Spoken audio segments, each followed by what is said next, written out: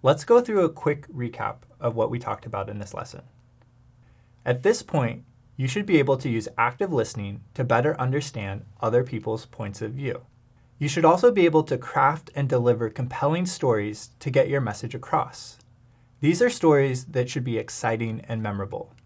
You also learned how to create persuasive messages using 3 different modes of logic, as well as being able to create easy-to-understand presentations using best practices. We also talked about how you can negotiate to optimize for win-win situations. And because this is the last lesson for Course 1 for the Product Manager Nano degree, I wanted to take a few minutes to recap what we covered throughout the entire course.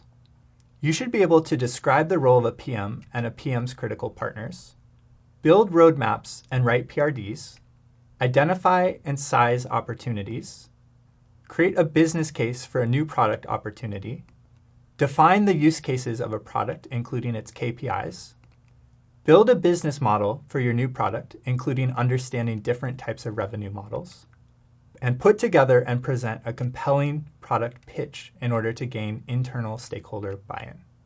Congrats again for making it through all 4 lessons of the first course. We covered a lot of topics related to identifying and evaluating opportunities for new products. I'm looking forward to seeing you in the next course, where we'll take those opportunities and start turning them into more concrete ideas.